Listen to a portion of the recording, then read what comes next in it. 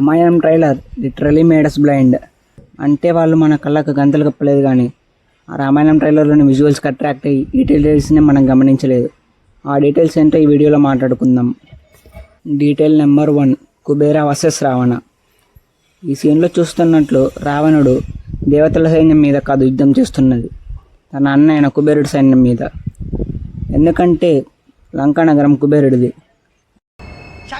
రావణుడు లంకా నగరాన్ని కుబేరుడి నుంచి లాక్కునేందుకు ఈ ఫైట్ చేస్తున్నాడు. కావాలంటే ఈ ఫ్రేమ్లో చూడొచ్చు.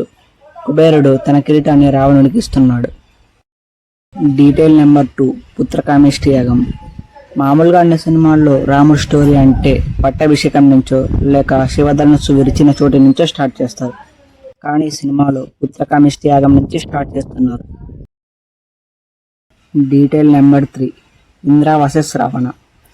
అన్ని సినిమాల్లో లాగానే ఈ సినిమాలో కూడా ఇంద్రుడికి రావణుడికి యుద్ధం జరుగుతుంది. అండ్ ఆ యుద్ధంలో రావణుడు గెలుస్తాడు. Detail number 4, Kharadushana versus Rama. లక్ష్మణుడు శూర్పణఖ ముక్కు కోసాక శూర్పణఖ వెళ్ళి కరదూషణులకు చెప్పుతుంది. అప్పుడు కరదూషణులు వచ్చి రాముడితో ఫైట్ చేస్తారు. ఆ సీన్ మనం ఇక్కడ చూడొచ్చు. ఇలాంటి సీన్ మనం ఆదిపురుషులో కూడా చూసాం. Detail number 5, Parashurama. మొత్తానికి పరశురాముని లుక్ రివీల్ చేశారు. ఈ సీన్లో చూస్తే పరశురాముడు తన ధనస్సును రాముడికి ఇస్తున్నట్లు మనం గమనించవచ్చు. ఇప్పటి వరకు మనం ఈ ట్రైలర్లో ఉన్న డీటెయిల్స్ గురించి మాట్లాడినాం. ఇప్పుడు మిస్టేక్స్ గురించి మాట్లాడుకుందాం. మిస్టేక్ నెంబర్ 1, ఈ సీన్లో చూస్తే లక్ష్మణుడు ఒక రాక్షసుడు యుద్ధం చేస్తుంటారు. కానీ ఇక్కడ జూమ్ చేసి చూస్తే రాక్షసుడి తల మీద ఒక తిలకం ఉంటుంది. రాక్షసులు దేవతలకు శత్రువులు, కానీ ఇక్కడ రాక్షసుడు తిలకం ఎలా పెట్టుకున్నాడో మనకు తెలియదు. మిస్టేక్ నెంబర్ 2, ఈ సీన్లో గ్రాఫిక్స్ సరిగ్గా చేయలేదు.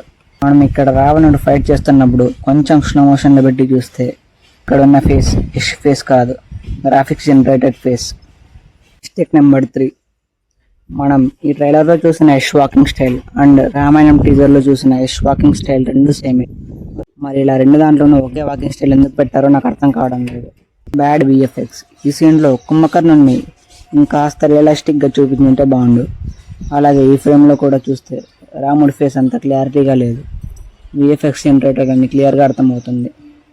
ఇలాంటి మరిన్ని break downs and hidden details కోసం మన ఛానల్ని సబ్స్క్రైబ్ చేసుకోండి.